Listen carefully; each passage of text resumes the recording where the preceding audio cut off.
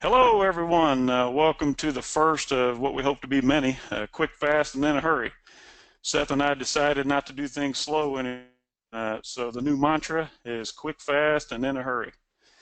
Just real quick, before we get jumping into some good content here, could you guys just type in the chat box real quick if you can hear us, because that's what all the pro gurus do, and I want to make myself look like I know what I'm doing. So if you can hear me now, please say yes. Okay, gotcha. Thank you, Lisa. Thank you. Okay, this is pretty cool. Now we're really going to look like gurus. So the three handsome gentlemen, or let me take that back. The two handsome gentlemen and the one vagabond that you see on your screen, the one to the left on my screen is myself. That's the guy with the talking head, Shawn Hart. Glad to meet you if you don't know me.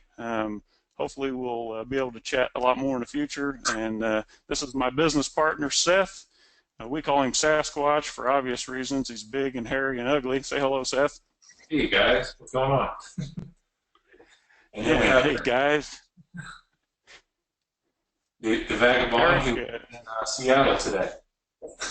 yeah, this is Mr. Eric Spalding. Say hello, Eric. Hello, how you guys doing? Hey, we're doing all right. So Eric is he works in the office there with Seth, and his whole area of expertise is going to be list building, list maintenance, launching new products, and also remarketing to our existing list. So I'm going to attempt, first of all, I got to let you guys know, this is the first time in the history of my life, and I think these two guys, that we actually hosted a webinar on GoToWebinar.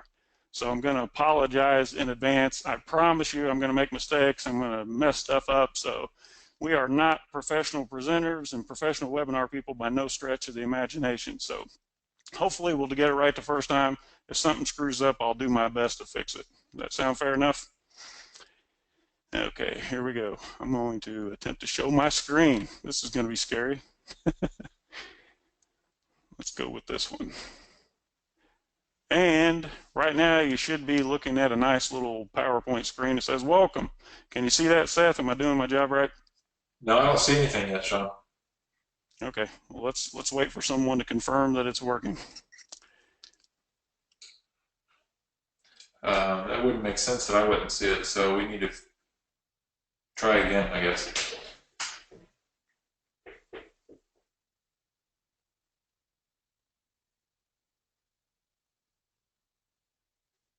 Sean.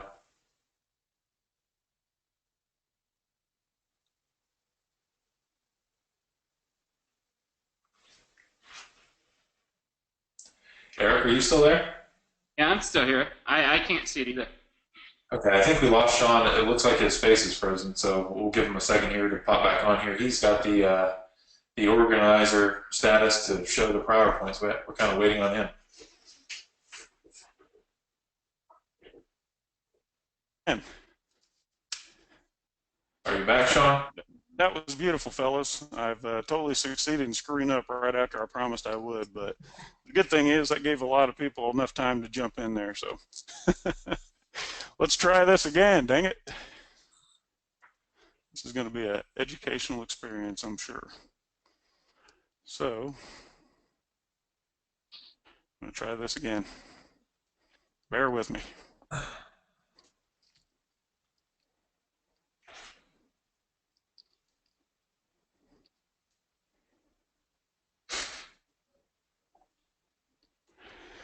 Okay, God help me. Did it work that time? There you go. You got it. Okay, so you should be seeing welcome. For those of you who got here just a few minutes too late, myself, Shawn Hart, glad to have you. Seth Stevens on the line here. He's the ugly guy in the black shirt.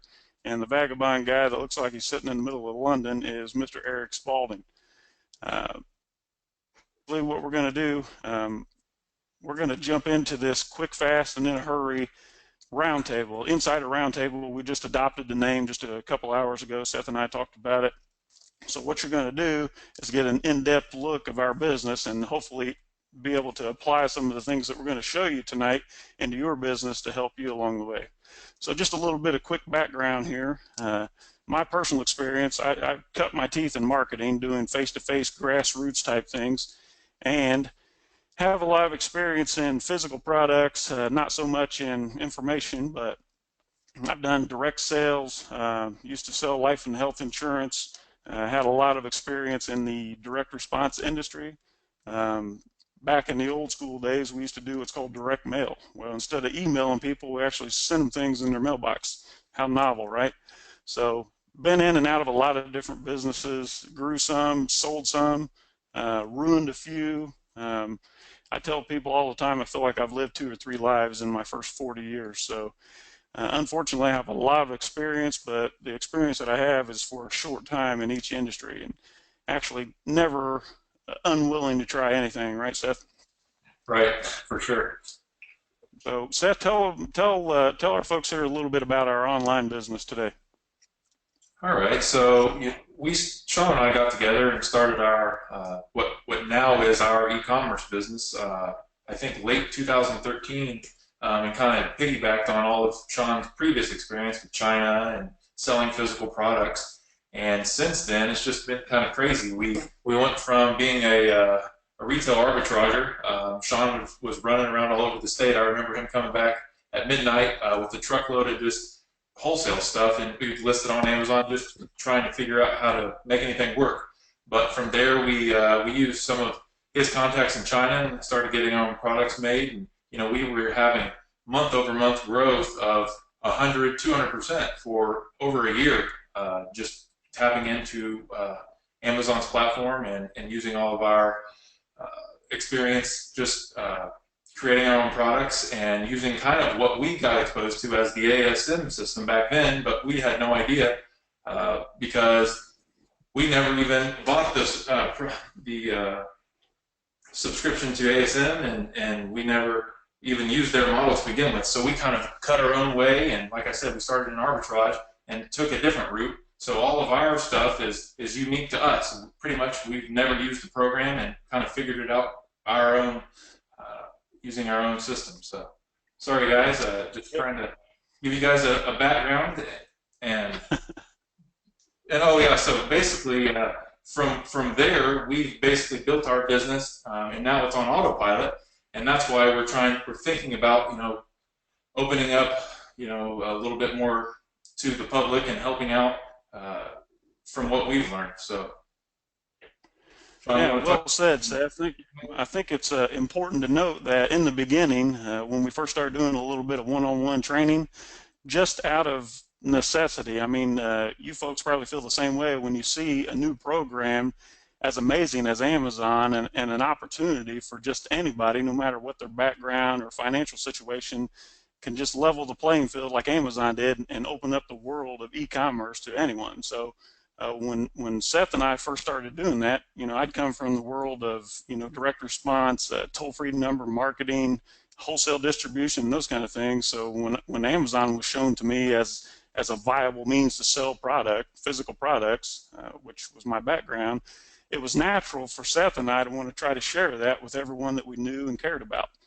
Even our friends' friends, we tried to bend their ear and tell them about the opportunity because we felt like anybody can do it, and the more people that we had in our network all singing off the same sheet of music, if you will, made our job easier, and we allowed us to learn from each other. So hopefully continuing with that, we're going to be able to create an intimate group, sort of a family, if you will, so that we can learn from each other's mistakes and try to help each other along the way of this business. So just a couple of the mistakes that we made along the way early on, and this may be like singing to the choir here, but a couple of things that we did real early was we went overseas too early. We got all excited when our business started doing well, and like Seth said, before we ever even heard the word physical products or private label or ASM or any of that thing, we were doing about 150,000 a month online selling product, not so much retail arbitrage, but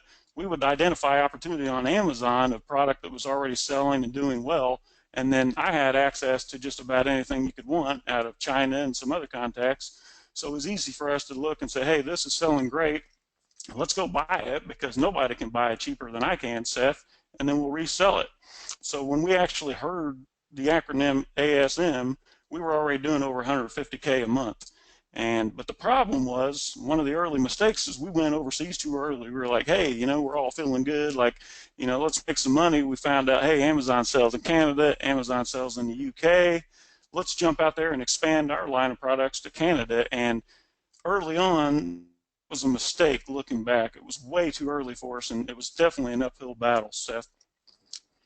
Yeah, so we went over to Canada and UK, and we just struggled initially. So it was kind of a distraction. Amazon US was so good to us, we definitely feel like we should have just stayed there. A couple other big errors that we had was early on, we hired a couple guys that were handling, I'm sure you guys have had this experience before too, but when you set up the coupon codes within Amazon, if you, I think they've changed the system now, but if you don't click the box, then you can give the code out, it'll be on the page, and one guy actually set up a code that was for 100% off, and it was for our entire store. So early on, we lost about $90,000 in a day before we caught it. That was a huge error. We've gotten accounts closed down. We've had bad partners and joint ventures, and we've kind of been a lot of places over the past 2 or 3 years. So it's been kind of crazy, but we've learned a lot for sure. Yeah, and looking back, Seth, Devin wants to know, why was it too soon to go overseas? It was too soon, Devin, because we barely even scratched the surface on Amazon.com, and product opportunity back then, 2.5 years ago when we started, was just abound. Everywhere you looked, you'd find opportunity. So instead of taking our product that was doing extremely well in the U.S. and then going through all the channels to get it into Canada and otherwise, we should have been spending that time focused on building our Amazon.com business, because those other markets are just a small drop in the bucket compared to Amazon.com. And like Seth pointed out, staff training, whenever you hire somebody to do a job, you have to make sure that they know every aspect of that job. Otherwise, I think that mistake cost, we gave away, what, $90,000 worth of inventory, Seth, just in one mistake? Right. Our cost. So. And he had set those codes up hundreds of times and still made the error. So you need to build kind of a foolproof system on some of those areas. Yeah, it's really hard to take $90,000 out of a guy's paycheck when he's making about $35,000 or $40,000 a year. So, needless to say, that gentleman, I still love him. LeBron, you always be my brother, but thanks for teaching me the valuable lesson. I promise I'll never learn that one again. So, anyway. We were 100% Amazon in the beginning too, which is really easy to do because Amazon makes it so simple. But 6 months down the road, you look back and you say, look, Amazon's got me by the short and curlies. I can't do anything without Amazon. And when they shut my listing down, stop laughing at me. They shut my listing down and freeze up my money. All of a sudden, you're like, wow, I wish I would have done a little more on these other websites. And we'll talk a little bit about that more later. So, Seth and I, like I said in the beginning, we wanted to do consulting, so we created this meetup group in Indianapolis. Tracy, I seen her on the call here. Thank you, Tracy, for taking over. But when I actually moved to Texas, I turned that over to Tracy Foote. So Amazon Sellers Alliance in Indianapolis, look it up on meetup.com. There's your plug, Tracy. She's doing a hell of a job with that one. But we did a little bit of consulting, and just like any other deal, the cream would come to the top. A lot of the guys that were out there that were well-financed, had a good business background, and really wanted to take this to the moon. They weren't the kind of person that wanted to just make $4,000 or $5,000 a month to supplement their income. They wanted to become an Amazon millionaire, which I'm sure you've heard the term. So we'd take these guys on, and I thought, well, I'll do this for like 5-hour minimum, $500 an hour for consulting fee or something like that. And it really got to be a huge pain in the ass. And Seth actually pulled me to the side. He said, look, I know you're working your required 4 hours a week for our business, but you're spending way too much time beating these dead horses. And statistically, 1 out of 20 people that you share the opportunity with actually do something with it. And he's right. That was really frustrating. So I spent way too much time doing that. Some of you know because you've been there with me. When I do that type of consulting, someone else does all the organization for me. Like I take a trip of buyers to China a couple times a year. It's $5,000 to go over there for 3 days and learn how to buy, how to identify opportunities, how to negotiate with the Chinese. So the consulting side of things is really not new to me, but the guru side is super new. So that's why I said in the email we're going to try our hand at this little guru routine and see what it takes to get it done. So basically, Some of you already know because that's where you got the email. I've been invited to speak at several different seller events, both big and small. And it seemed like wherever I went, people liked the story. I guess it's just the way that I just come across someone blame me of being like pork and beans type communicator where, what you see is what you get. And we're not trying to put on any fancy show, although I did put that globe in the background. That's pretty cool, isn't it? Better than Seth's hospital wall. And anyway, so we did that. So the value is definitely there, but I gave that up a long time ago so that I could focus on our business. And now, since we have this sort of on autopilot, it frees up our time to be able to do something like that. Um, so Seth, he sends out an email basically. Tell him about the email you sent when you sort of contemplated this entire deal, Seth.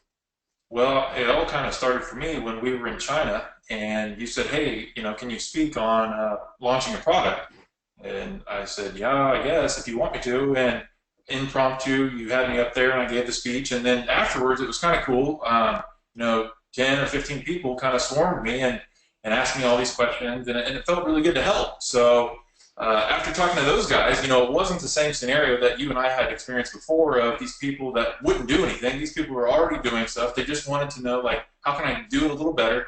And it was pretty exciting. So when I got back, I started doing some one-on-one coaching with a few people, and it's been awesome, except I can't take on any more.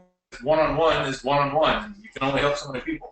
So I said, Shawn, why don't you and I just form a group and have a group format where we can help a ton of people. Everybody can rise together.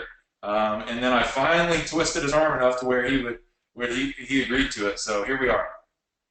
Hey, you twisted my arm enough I had to get a cortisone shot.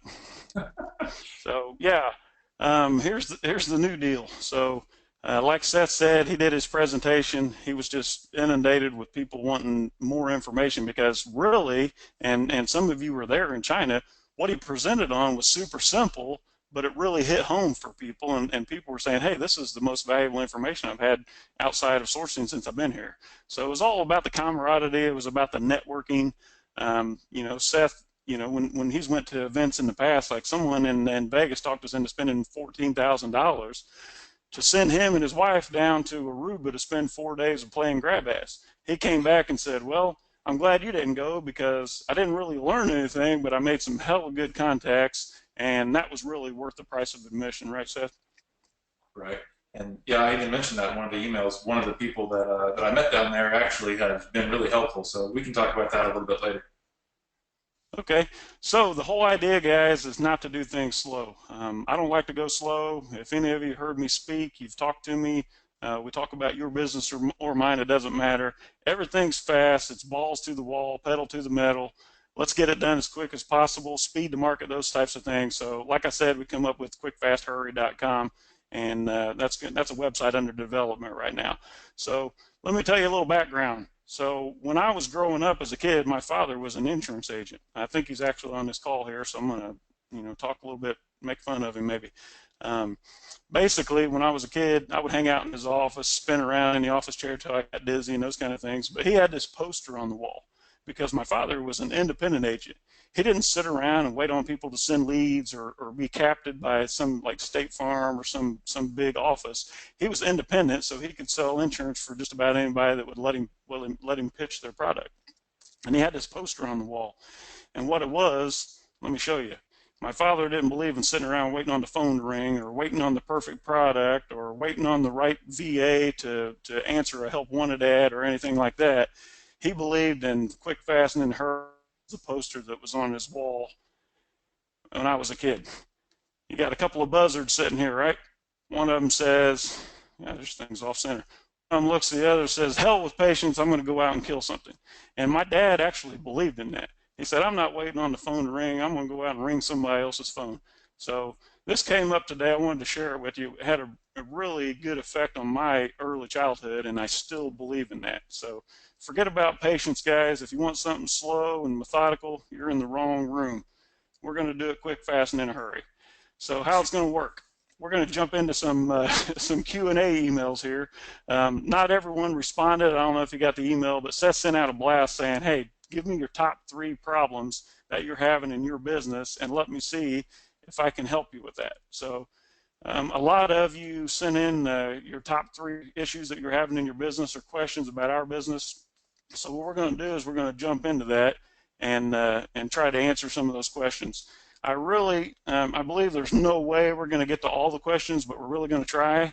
And forgive me again, if I mess up, because this is my very first webinar on the webinar service. Thank you, Elena. She says I'm a pro. I love you, Elena. So we'll try to answer real-time problems on the fly. So if you go over here in the cute little question box on the right, you can type a question in there like this one here. It says, does Seth have a white jacket? The one where it attaches at the back. I have no idea what that means, but if you type a question over there, we'll try to jump in and answer it in real time. I have Eric on the line here. He's going to try to be quiet until it's his turn, but a lot of the stuff that you'll ask about actual launching and promotion, he'll be able to chime in on. So post your business issues in the box and we'll try to do it.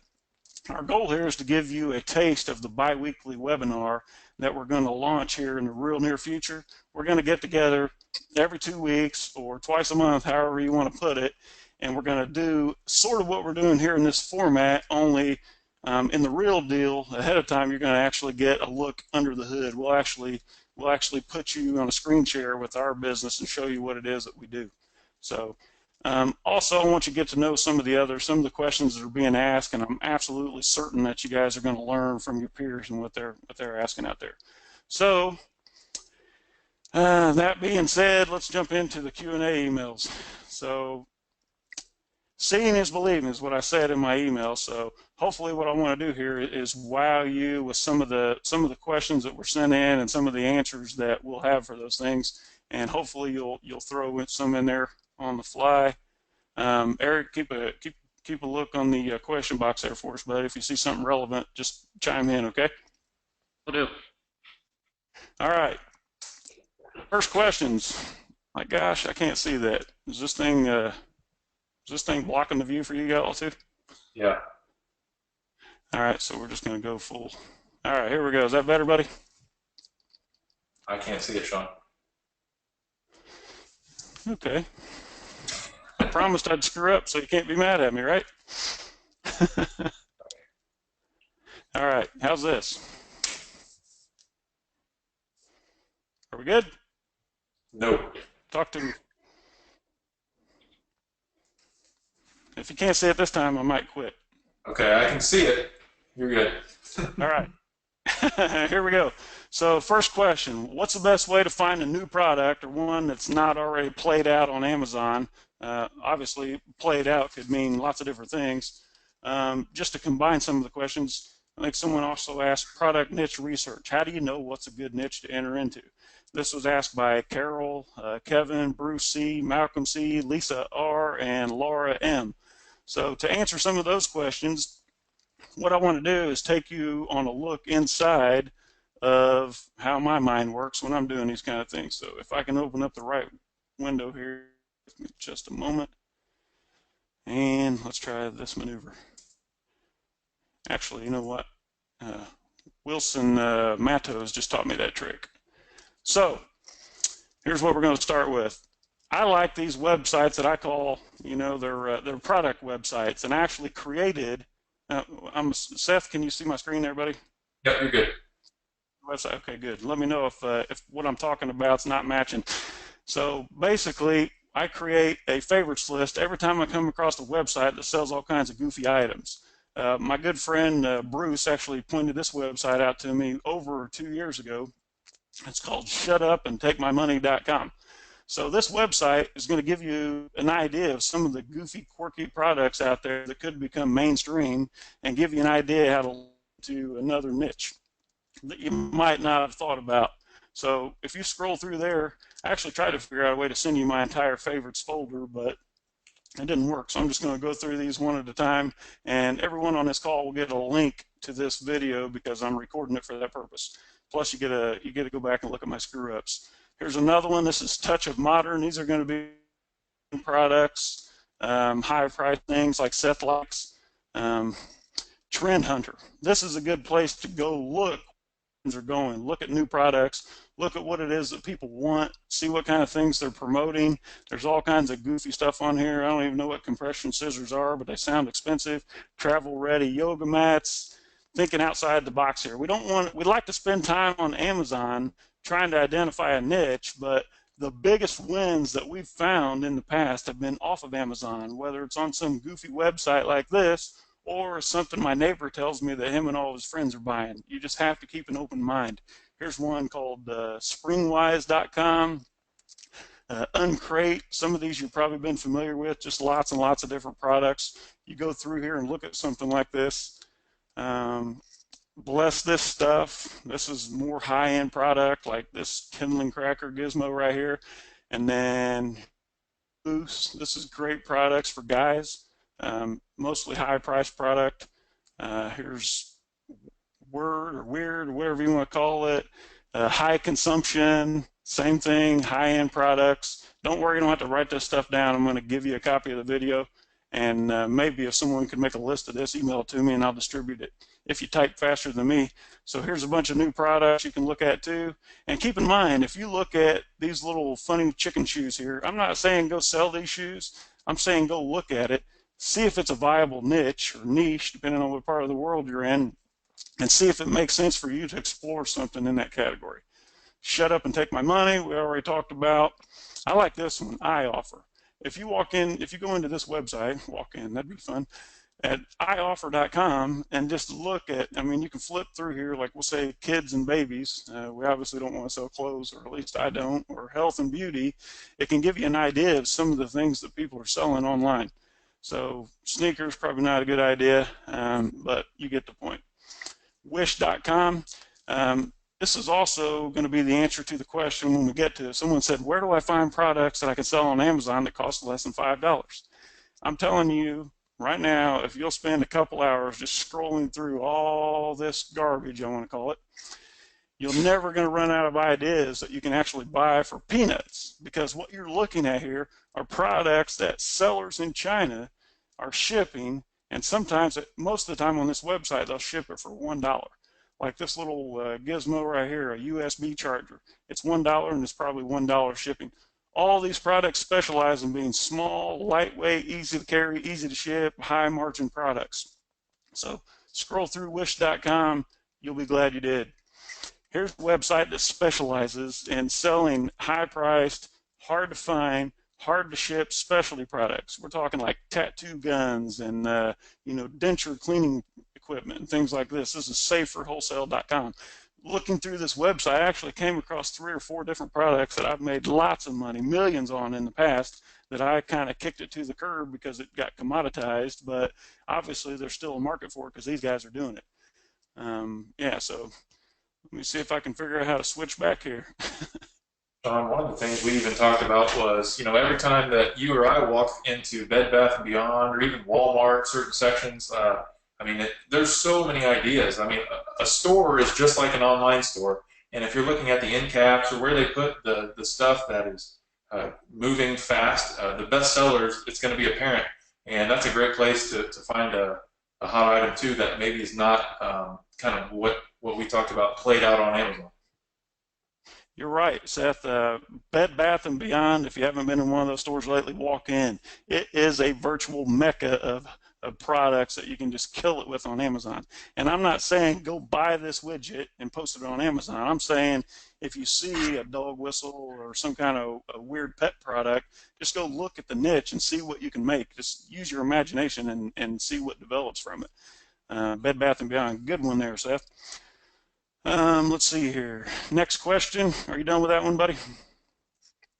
Yeah. Yep. Okay. How to protect products from copycats and hijackers. This question comes from Laura M. So, Seth, do you want to speak to that? Yeah. So what we do is if we're building up a brand and we launch products very rapidly, so we might only have a brand that we're not taking very seriously. So if a brand looks like it's going to go well, then we'll immediately file for the trademark. That's pretty easy to do, and you can do it. We've done it so many times by ourselves. You don't need to hire a lawyer or something like that. And then if you have a hijacker, all you do is use your trademark information and submit it to Amazon. And pretty much that's the easiest way. You can also kind of differentiate your listing. Uh, Obviously, you're going to get your product private labeled and add your brand. So what you do there is if somebody is on your listing but doesn't have your product as a generic product, all you do is buy their product. You can even buy all of their product. I think that might be against their policy, but I don't know. Then you would just take a picture of their kind of violating, they're not matching the description, and you send that to Amazon, and hopefully they're going to take that down. Strategies that has worked really well for us is just to get a hold of the actual seller. If you, we've done this a few times. If you can call the person who's actually selling it and violating your listing, I mean, a lot of times they don't even know.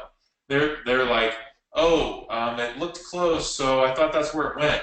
No, you have to find one or create your own that matches exactly. And we've had, people are pretty nice in general. So if you just call them and say, hey, you're not really supposed to be on there, most of the time they'll take it down.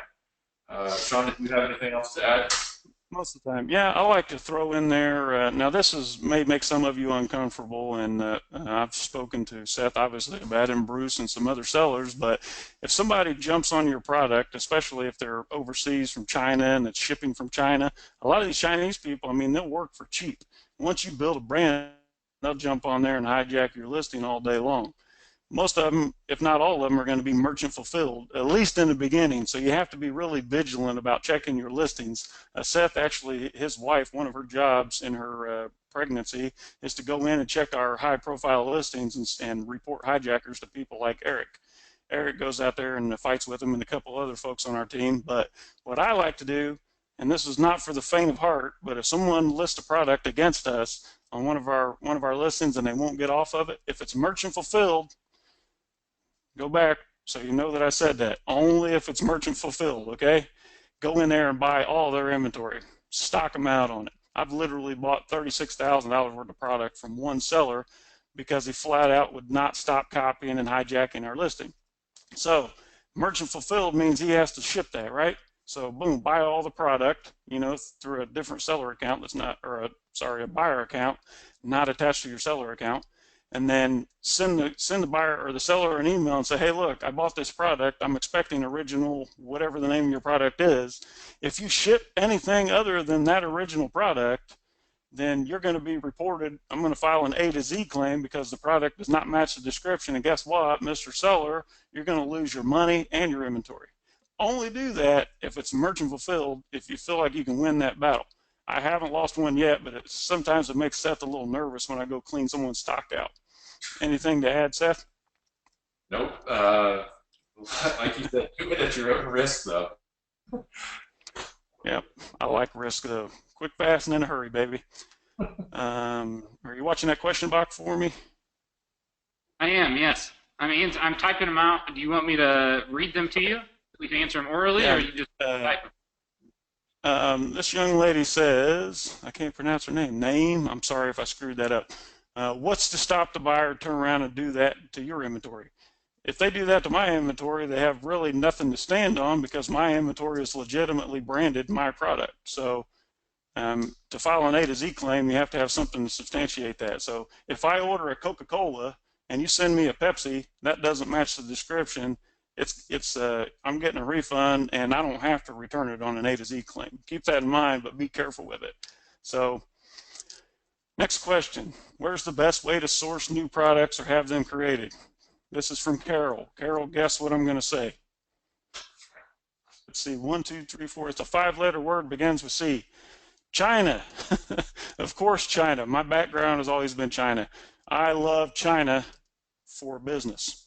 I hate China for pleasure, but I love China for business. So unless you're selling what I call lotions or potions, which means something that you ingest or put on your skin, or baby products, you should be looking at China first. China is not always going to be the best option after you look, but that's a great place to start.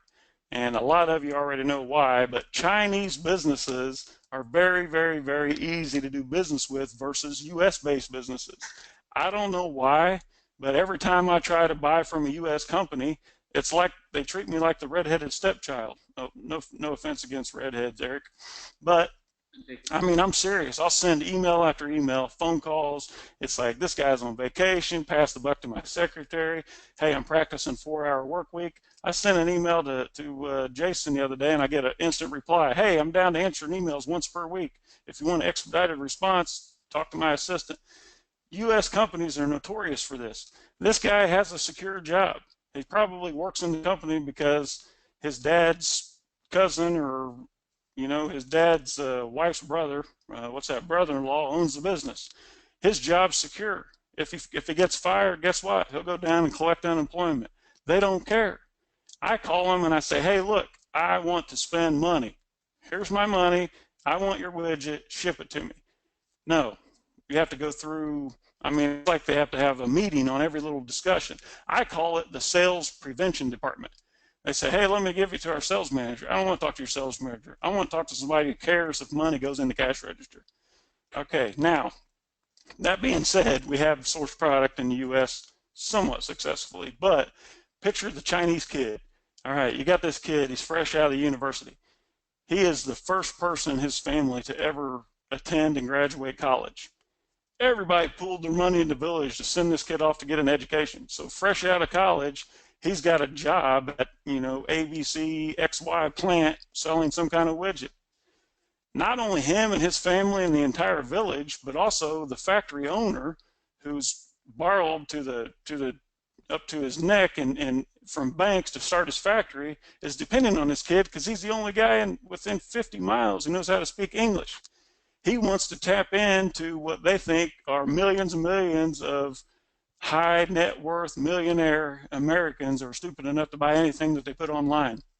In other words, I'm painting this picture because I want you to understand that the Chinese business people, they want to sell you product. If you email them, bam, you get a response today, maybe within minutes. We're not talking about, an autoresponder that, talk to my assistant, all that BS. These people want to do business. They're very easy, they're very eager to work with, and they're accommodating. You can even get them to do your customized packaging, create your artwork, your logo, any type of files like that, a lot of times for no extra cost. Try China first. I'm a firm believer in it. God bless America and Donald Trump and all that, but my business goes to China because they give me what I want, they give me the price that I want, and they give me the service because, by God, I'm in a hurry. I don't have next week to wait. Seth. This is kind of funny. The other day, one of our suppliers, I think it's the exact same scenario you described, but it was like 11 p.m. here, and so it's like, 11 a.m. here, and it's 11 p.m. there, and I was like, hey, are you at home? Like, what do you need? And he was shooting me a message on WeChat, and he's like, no, I'm still at the office. Very busy days. So that shows how hungry they are. I mean, he's there at 11 o'clock at night, trying to take orders. So. Well, when I get on three-way calls with Zai in our office, who's Chinese-speaking, Chinese national, we call people on their mobile phones. Now, how many of you have your mobile phone number listed on your website? Nobody that I know of. Hell, I don't even send text messages. Chinese business people want you to call them on their mobile phone. It's in their pocket 24 hours a day. If somebody puts their mobile phone on the website for sales, by God, they mean business, and they're going to answer the phone. You call me on my mobile phone, I'm listening to you. Because if you have my number, you're either the IRS, the FBI, the CIA. No, I'm just kidding. So yeah, China.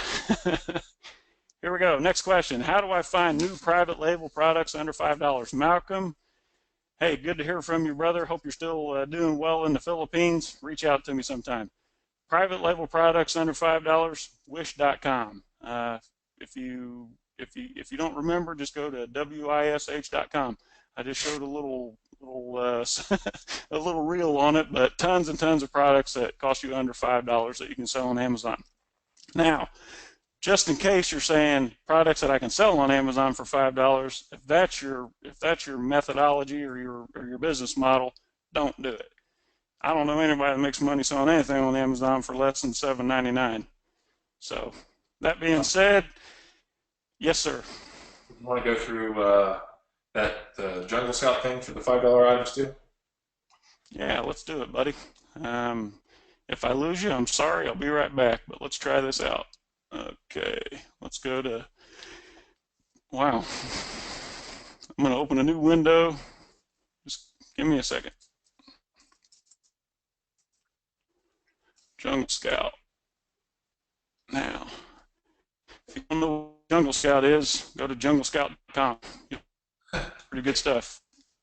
As soon as my internet connection catches up with me here. But you're supposed to have 100 megabytes a second. I do, but apparently all my children are streaming all their own crap here, so I'm going to give them my username and password here real quick. I don't know. I really don't know what it is. I'm sorry. Can you do that, Seth? I'll just change. I'm going to let you present because I don't know. I mean, that's your cup of tea. You can't do it? Okay. All right. Talk to these good folks just for a second while I figure this out. Okay. Well, I can tell you what it is. In code. You can. In code. Here, I'll send you a message. I don't get messages. I'm allergic to messages. All right, let's see here. You're the organizer, right? You know what? Yeah, I'm sorry. I'm just used to things auto-populating for me. Save password.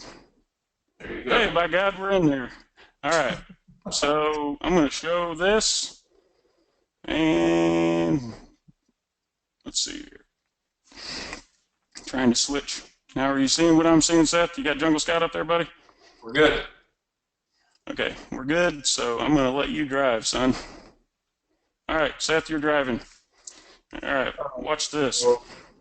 So Shawn and I were going through this earlier, and it's pretty neat. If you've never logged into a lot of people use the Jungle Scout Google Chrome app, but if you actually log into the web Jungle Scout, then you can go to this little thing called Niche Hunter.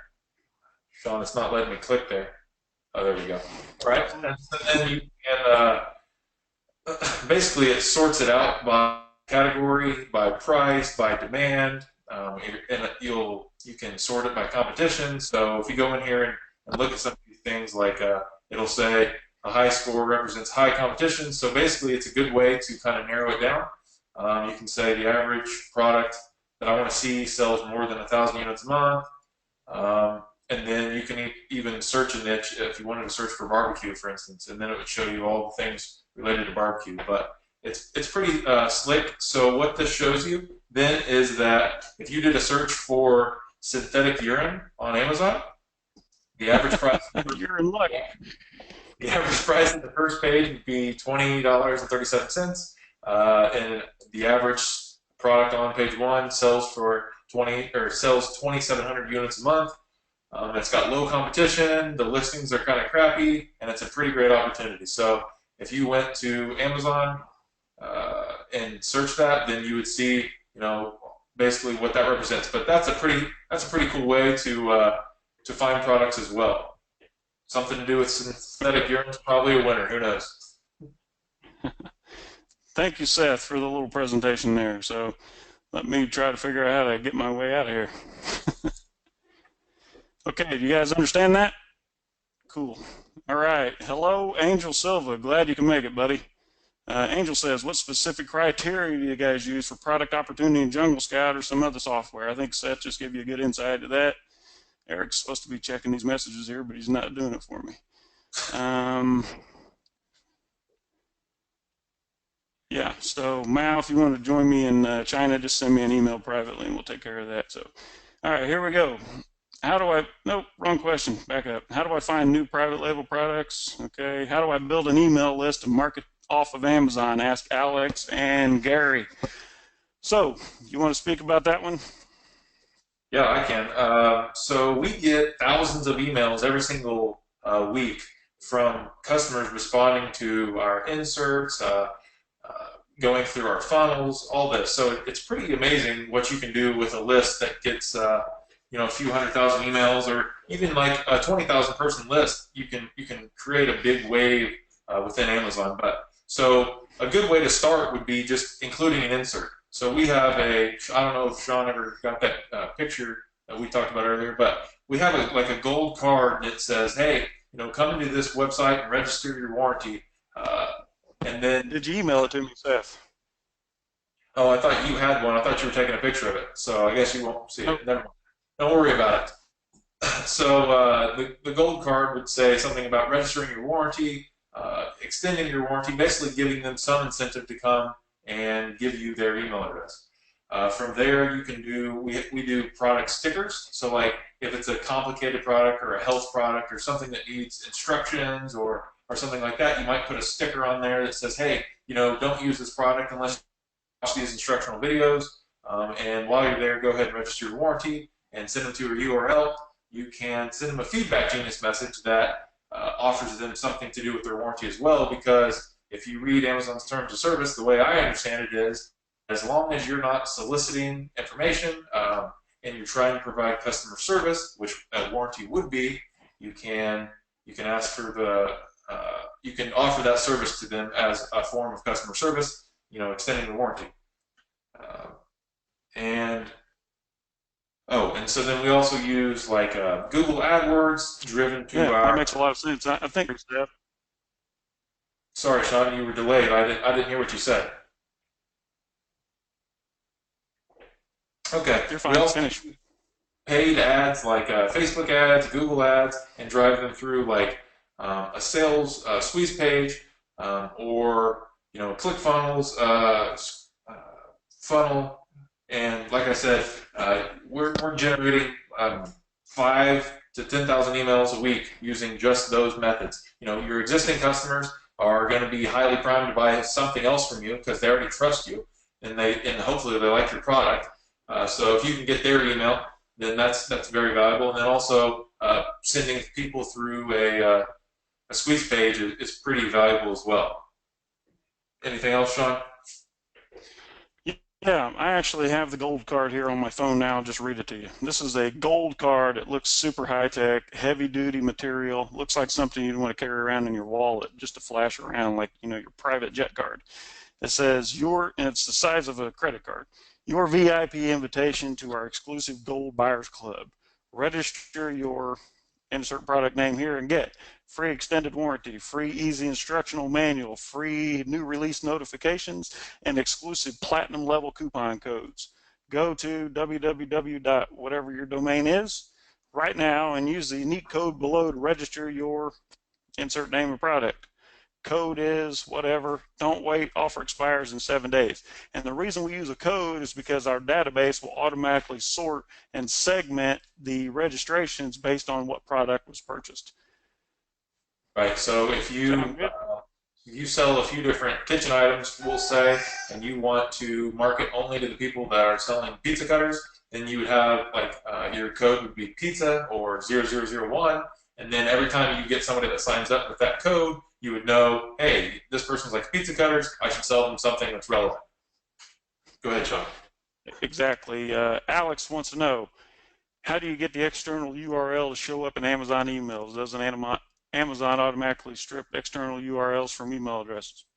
Well, Alex, they do.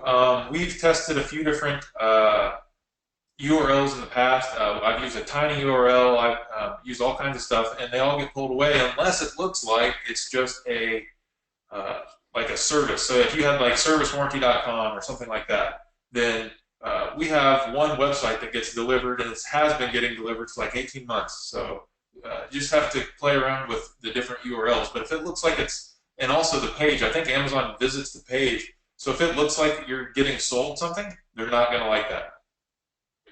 So basically, Seth, you're saying not disguise it, because we do want to give customer service, but for lack of a better term, disguise it to look like, hey, this is customer service oriented.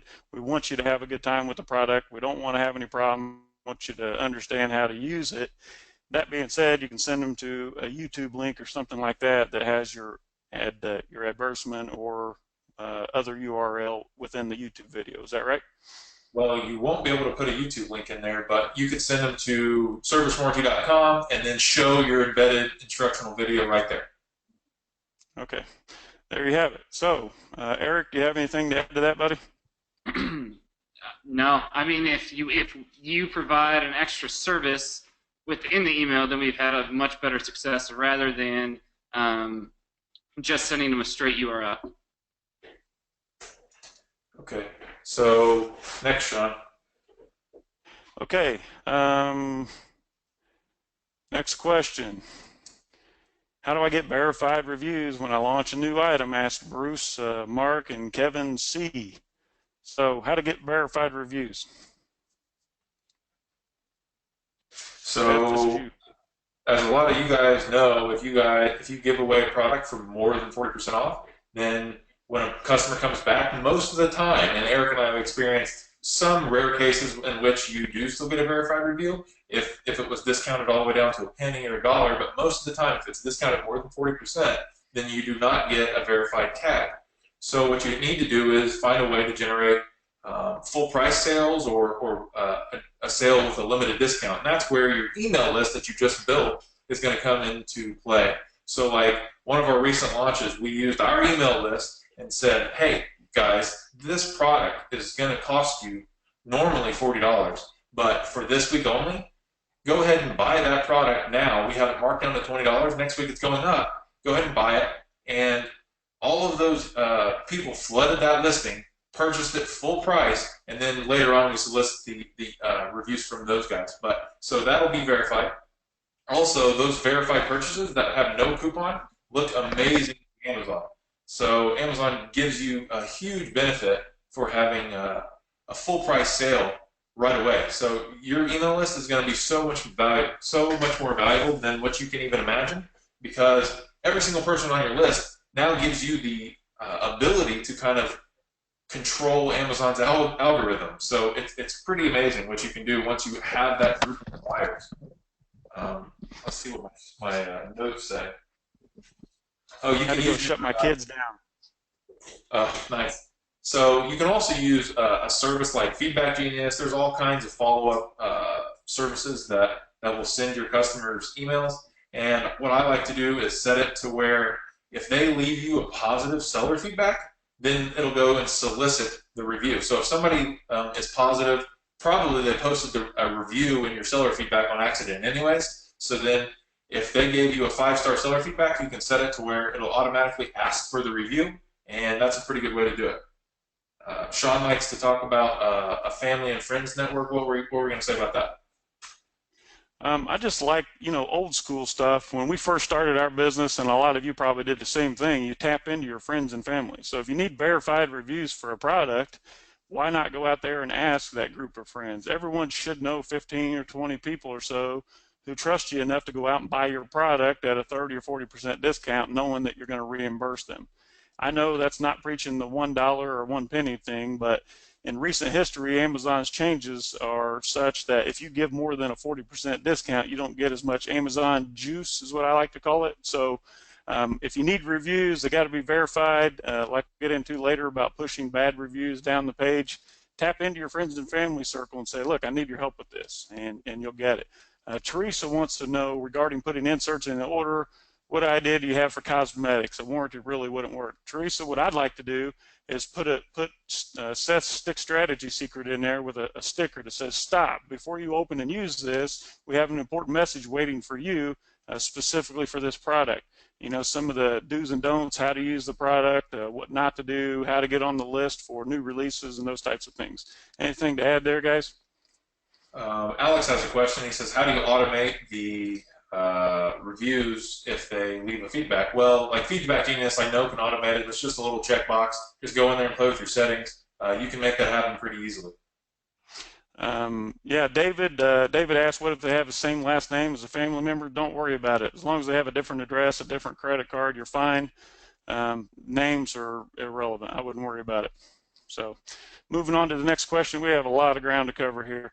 Product launch sequence. What techniques and sequence do you use for launching products? This is going to be you, Mr. Eric.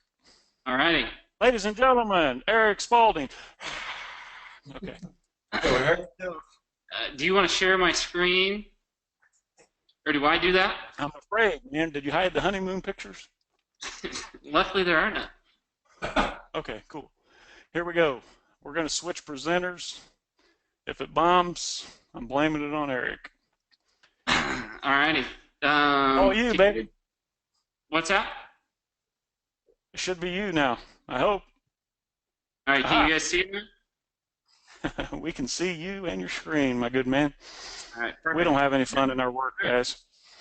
So our Amazon sequence starts with just building the Amazon listing, which we do keyword research, figure out the best keywords, and then form the title using the keyword-rich words, form the bullets, the description, upload pictures with a white background for the main image. We've had some issues with that lately.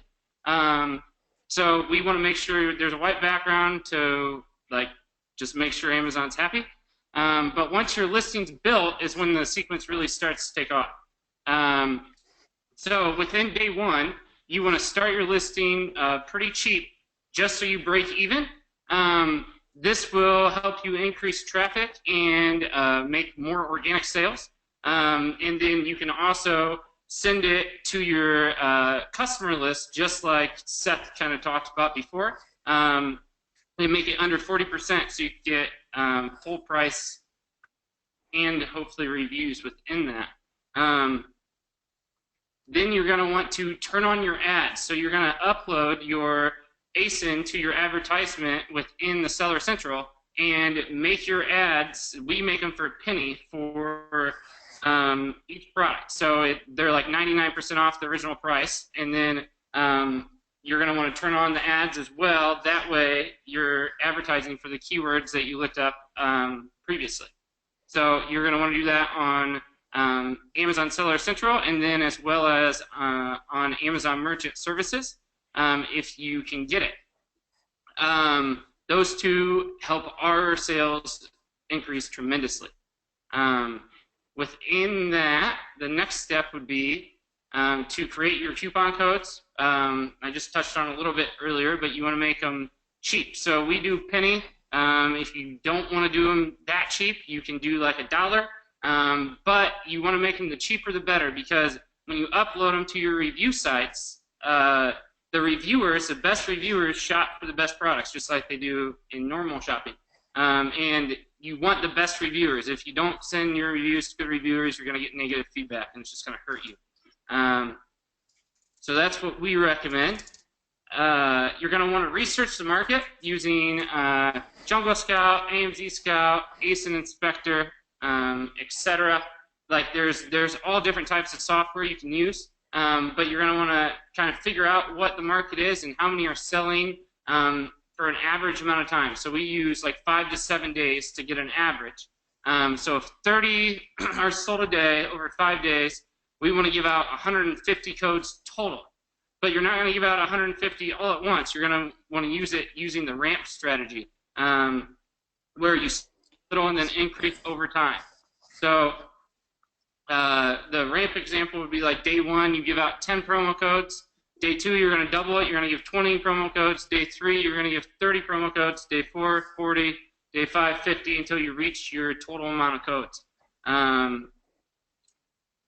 The ramp strategy will allow you to get more traffic, but you're going to distribute those through AMZ Tracker and Review Kick and your review sites if you have any others. But we've seen that to be super helpful. And then you're going to want to upload it onto social media. So if you create a Facebook page or an Instagram or a Twitter, all those are great to increase traffic and help you increase conversion as well as rank. We would recommend making the deals under 40% so you can still get that verified purchase review.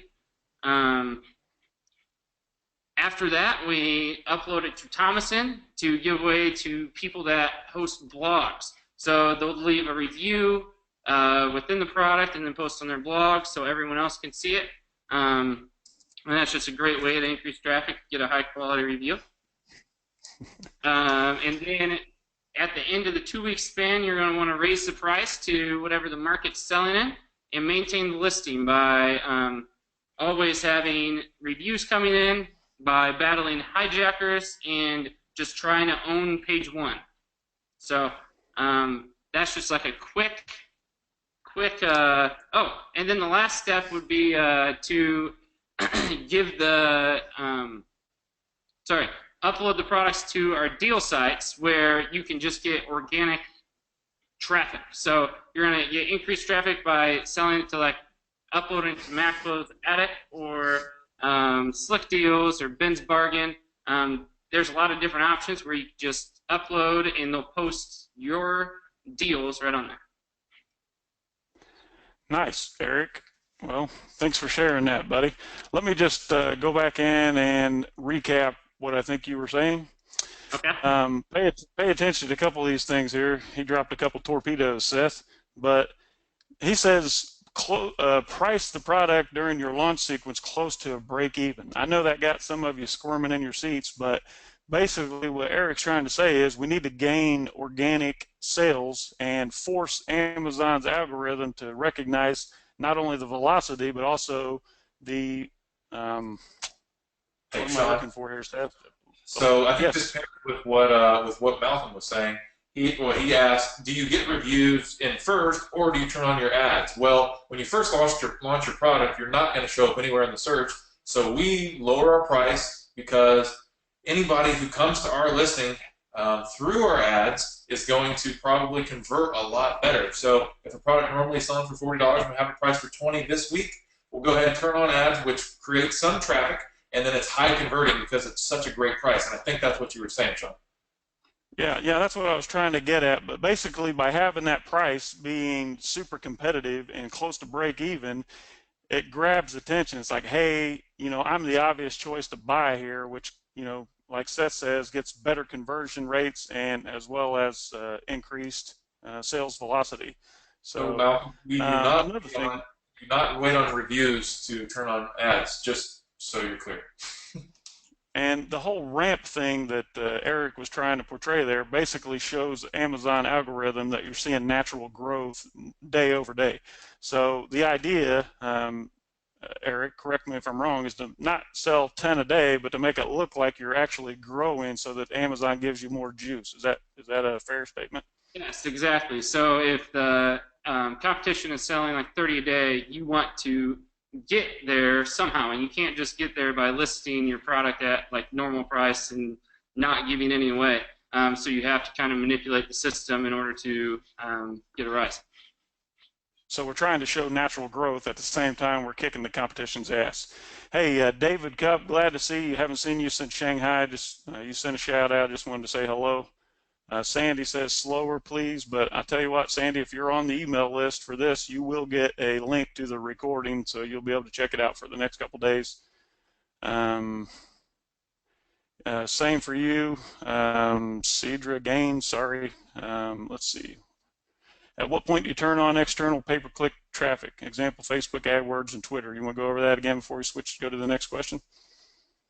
So we will turn on ads to a product as soon as we can. So if we're sending ads through our funnel to Shopify, we'll send them and check out there. A lot of times we don't send traffic directly back to Amazon. We'll send it through a funnel first and try to check them out on our own website.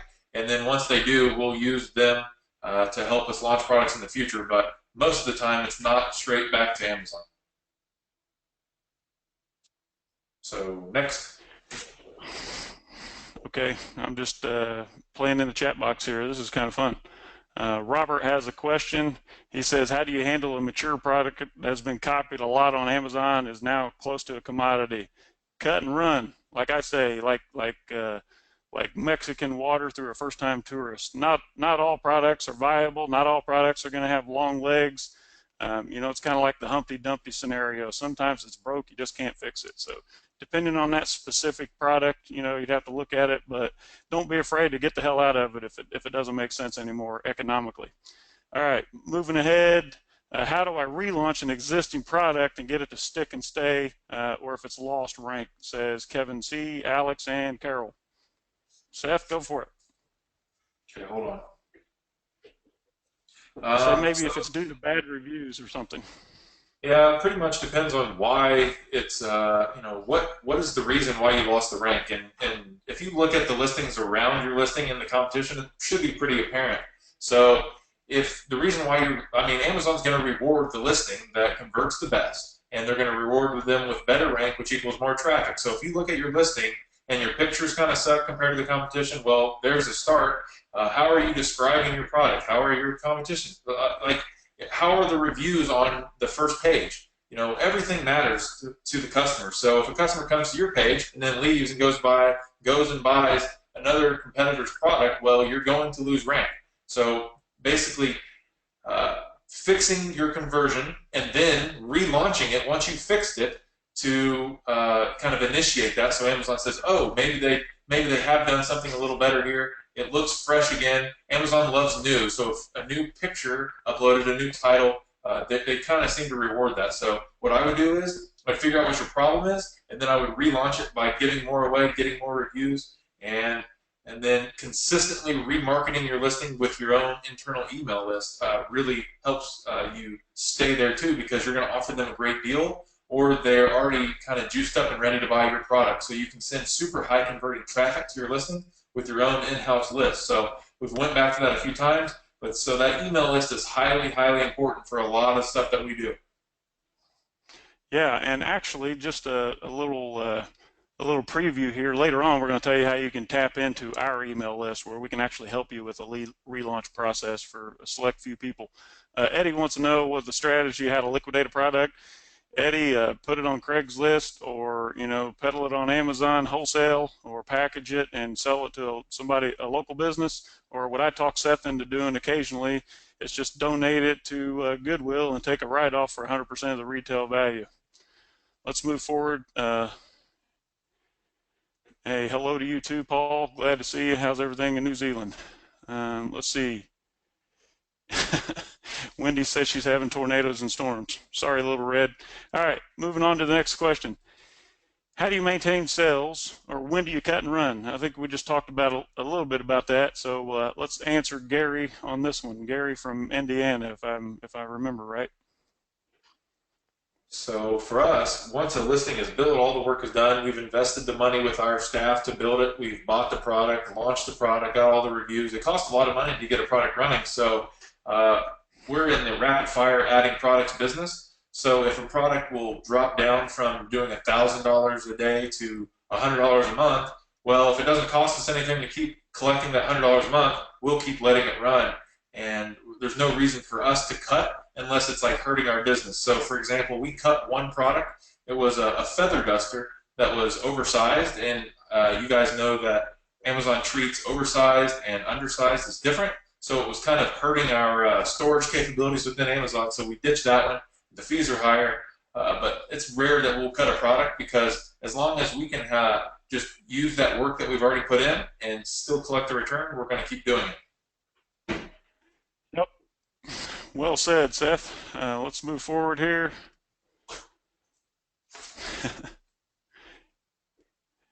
How do you counteract fake reviews from other sellers? This comes from Malcolm in the Philippines. So what Seth likes to do, first of all, is bring it to Amazon's attention.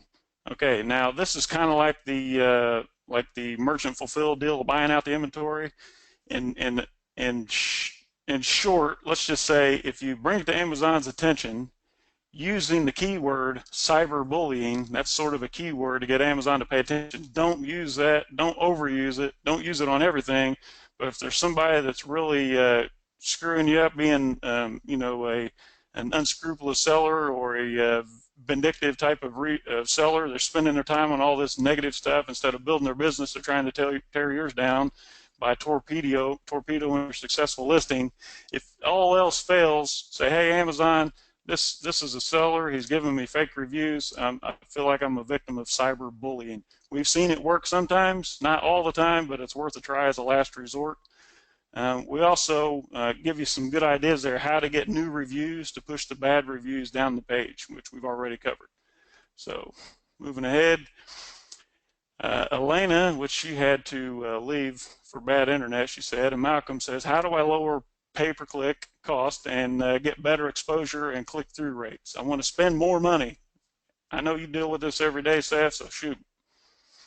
So I think there's two different questions here when we look through this. One person asked, how do I spend less, basically, and lower my acquisition costs? And another person said, hey, I want more sessions. So for lowering your pay-per-click, I mean, one of the first things you can do is I've helped a few people with their pay-per-click campaigns, and you just want to make sure that how you're advertising is logical. So Amazon's system is set up just like Google AdWords, so if you've ever had any experience, it'll be pretty easy, but if you haven't, so you need to make sure that you're advertising for like a phrase. So if you wanted to advertise for the best pizza cutter on Amazon, like that phrase, that's the phrase you would put in there. You wouldn't put in there the, and you wouldn't put in there pizza, and you wouldn't put in there cutter. You wouldn't split them up, because then you're going to be showing up when somebody types into the search the. Like that's a good way to spend too much money. So it's not going to make sense to the customer. They're going to be wondering why a pizza cutter is showing up when they typed in the. Another good way to lower your acquisition cost is to focus on exact match advertising with long tail keywords. So if you have a very specific type of pizza cutter, we'll say like it's extra heavy duty and it's stainless steel. So if somebody searches that, then they're probably looking for exactly what you're selling, and that's how you're going to lower your acquisition cost. Some markets are just really, really competitive, and you can't really get out of that because other people are wanting those spaces just as bad and they're willing to pay for them. But a lot of times you can reduce your cost just by using some of those strategies. If you want to spend more money and Amazon's just not showing your ads, well, just increase your budgets and your bids. You know, you might increase your bid to $5 and your budget to $100 or even $500 a day just to see what happens when you start getting sessions. Amazon doesn't really want to send traffic to your listing if it doesn't convert well, so go back to what we talked about earlier, make your listing convert, and Amazon will start showing your listings more anyways. You can also use AMS, like product placement and headline ads, if you guys have that capability. It's pretty good. So that's pretty much all I have to say, Shawn. What do you have? I think that answers your question, Malcolm, about how to increase your sessions on Amazon. Yeah, let's see here. Yep, that's it. Let's move ahead here. All right, get ready, guys, because you're about ready to see some really good stuff. Here is what we do in a nutshell. We just came up with these 6 L's. Actually, I had 5 L's and something weird, and Seth came up with lather. So basically, this is what it boils down to. We locate product opportunities. That's my job. You know, that's what I do. I locate opportunities. I call it product mining. I go out there and source the product through our network of buyers in China and in the U.S. And, you know, that's number one. With no product, you have no business. We locate, then we launch our product. That's Eric's job. Seth looks at the results. This is his whole manage for profits theory that we're going to talk about a little later. Then we load up on inventory. Seth, you know, you can't sell out of an empty wagon, right, Seth? And then we just lay back and collect the cash. And here's the good part. Lather, rinse, and repeat. This is an old Procter & Gamble. I don't know the exact numbers, but there's a story that says that when Procter & Gamble added rinse and repeat to the back of their shampoo bottles, their sales went up 30% overnight. So whether it's true or not, it sounds kind of cool, right? Yeah, I like Anything to add, Seth? Well, we're going to talk about it, so let's keep going. All right. Lather, rinse, and repeat. This is just a quick recap. If you want to take a screenshot here of exactly what Eric does. This is your listing sequence, right, Eric? Yes. Yep. I'll let you guys see that. If you have a Mac, it's like, let's see, Shift, what is it? Command Shift 4 or Command Shift 3. Command Shift 3 takes a snapshot. I don't know what to do on Windows because I stopped using it back when the Mac got turned into something cool. How do you do it on Windows? Anybody know? How about Control Print Screen? I think on Windows adds it to your clipboard and then you can paste it into something else. So there you go. Here's our promise. You guys know you're here tonight because we're giving you a sneak preview of exactly what it is that we do in our business in hopes to put together an intimate group of people who want to share in their knowledge in the business, tap into our knowledge and resources, do's and don'ts, best practices, and important. I like to put a lot of value in mistakes. If you know what not to do, I mean, this is going to put you light years ahead of the next guy. So to get access to myself and Seth, we're going to do twice a month meetings like this, but in more detail for your specific business. We're going to teach you how to shortcut the system. Obviously, like I said, you get to learn from our mistakes. tap into our experience, which, you know, we pay dearly for. We've spent hundreds of thousands of dollars doing it the wrong way, and now our Amazon business does north of $1 million a month. And we didn't get there overnight, but, you know, there was a lot of bumps and bruises along the way. So you get to tap into that. You get up-to-date, relevant, and timely information, not the outdated BS that everyone already knows about, for free on YouTube. You get to use the data from our daily and weekly split testing that Eric here does, advantage. So if you don't know what split testing means, that means we compare this headline to this headline, this offer, this price to that price, and this list to that list, and then also the results from that. Eric, tell just a little bit in 60 words or less how you do split testing and what that means in our business. Okay, so there's a software we use where we can upload the product, and then it will connect to your Seller Central account, and you choose like what its current description, bullets, and title, and pictures, and the whole page, what's up there, and you can edit whatever you want to test. So we'll test like one bullet versus one bullet to see which one does better. And you can do that with all different features within the page. Okay. Seth, you want to go down the list a little more? I'm answering a couple questions here. Oh, okay, yeah. So just like what Eric said, using our data that we've gathered and spent money to gather is going to be huge. Knowing that by raising prices, sometimes you get a much better profit, which is more important than sales. So just having some of that data to make decisions on is huge. Like Shawn liked to say, we're going to give you a first-hand look underneath the hood. We've never really done this before in very much detail, so it's kind of Never. for us. We don't do that. So we're going to be 100%. We don't even let the employees under the hood, do we? Only a few. So yeah, and then we promise to be 100%. We'll give you 100% discretion regarding your own business. It's not like we're going to take what you show us and broadcast it to the world.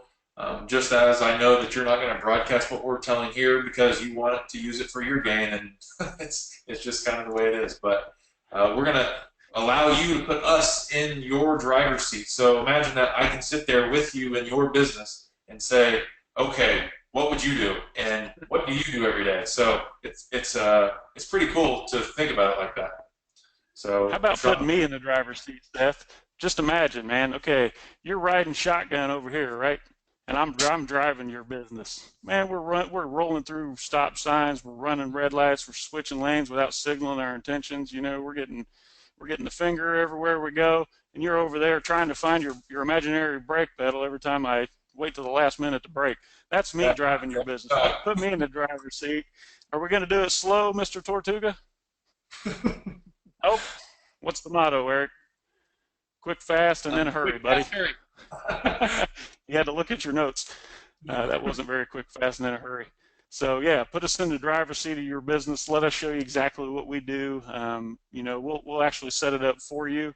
We're going to get specific details about how we gain what I call an unfair advantage, not black hat, mind you, but an unfair advantage over our competition using proprietary systems, access to our network for potential joint ventures, and many of you are looking for partners, and you know, sometimes I can make that connection if it fits.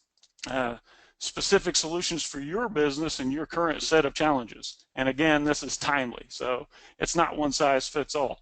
You're going to have access to our media brokers should you wish to go offline for advertising, our custom brokers for handling your shipments until they reach capacity, of course. Copywriting experience. My background being in direct response advertising, direct mail, those types of things. It all boils down to copywriting. You can have the best product in the world in that industry, but if you can't get anybody to read your message, it's all for naught. So we'll give you access to our copywriting experience. Seth has been an excellent student in copywriting. You can see that when he starts helping you write your listings.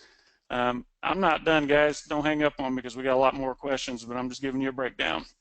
Email list sharing. We've decided to open this up to our clients when we put this short list together. We're going to allow you to use our email list to market your products. This is huge. Our email list is tens of thousands, and it's segmented by category in a lot of instances.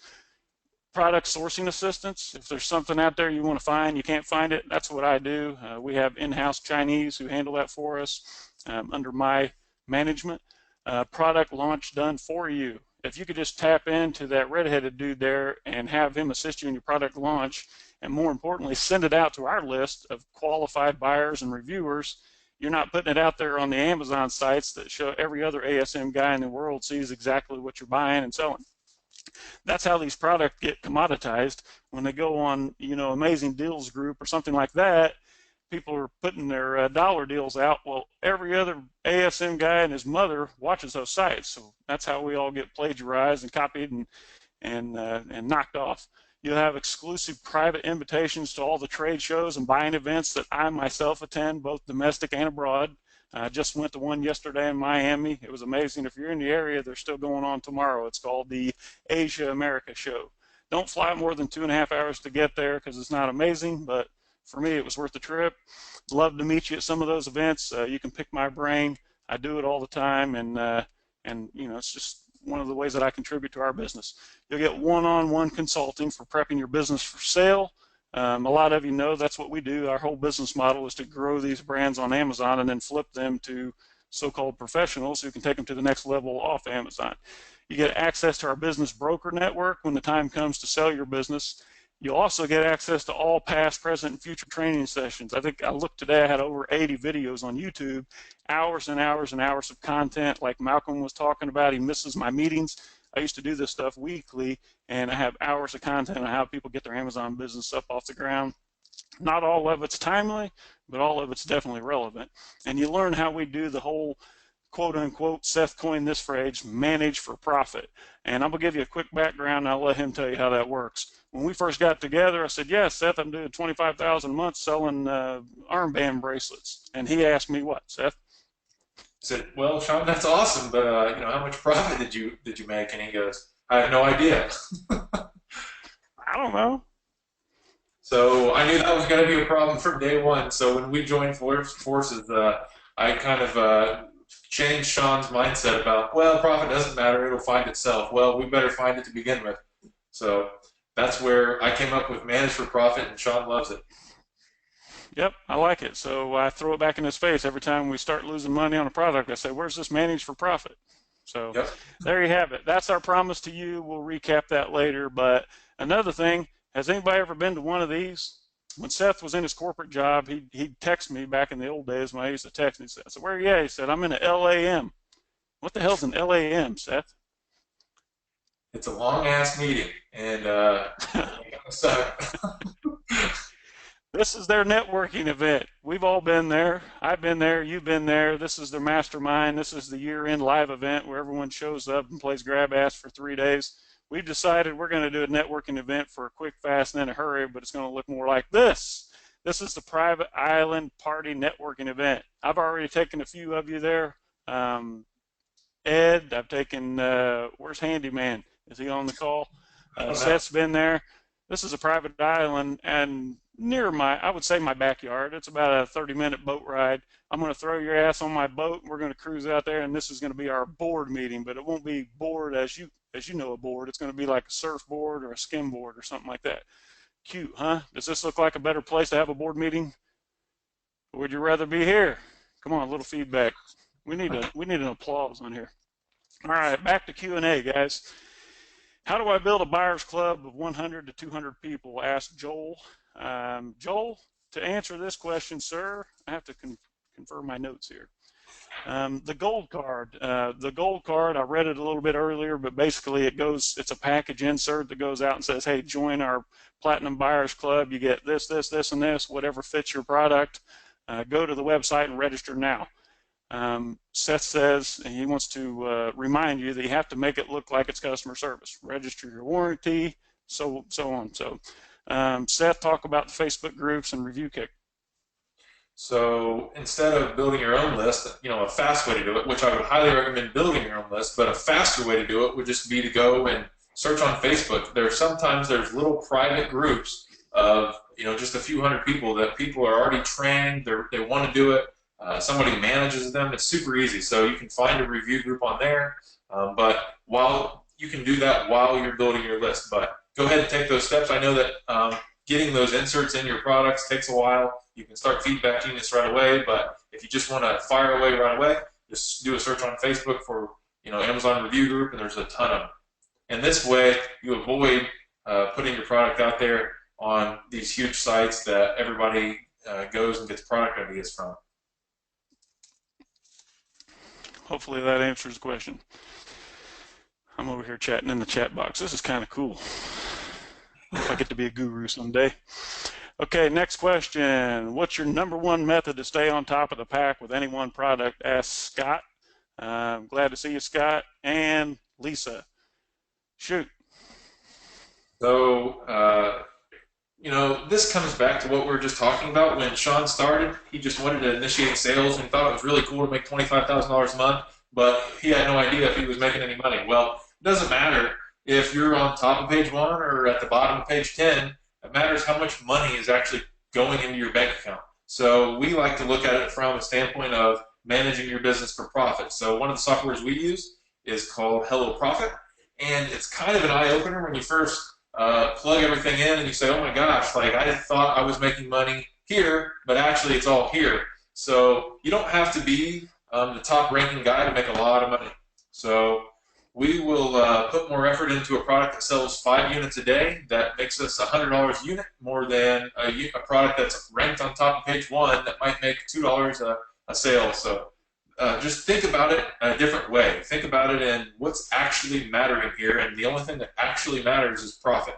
That goes for when you go to sell your business as well. The buyer's only going to care about what actually is going into the bank account at the end of the day. To stay on top, you can create your outside traffic source using your email list, like we talked about. You can do different price testing, and this comes back to the profit thing. So if you can sell 20 units a day at $20, or you can sell 10 units a day at $50, well, you better be selling it at $50. Shawn, talk about your Craigslist trick. Okay, it's come to my attention recently in another project I'm working on that there are services that we're going to make available in another format that you can actually go out there and they will create you a Craigslist account in all the 18 major cities in the U.S. and post your listing on Craigslist. This is about bringing outside traffic onto Amazon to increase your conversion rates. So it's something like this. Let's say if you launch a new cosmetic product, you can go on Craigslist and brag about it and say, look, if I'm selling this ABC product, normally sells for $29.99. I'm going to do it for 50% off right now. When they go to the ad says something like, hey, look, I've decided to make it easier on the buyers to give you protection and free shipping. I've decided to list it on Amazon and put a link to your Amazon listing. The only person that's going to click on the link to the Amazon listing is a pre-qualified buyer just predisposed to buy your product. They're going to hit your Amazon store and buy the product, bringing outside traffic in. Amazon's going to love you, and it's going to increase your conversion rates.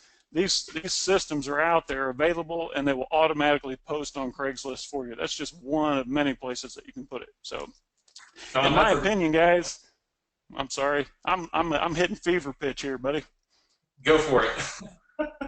All right, I was going to talk about, people, I don't like being comfortable. And I've always told my staff, I've told the people that I was mentoring, never get comfortable, never get complacent.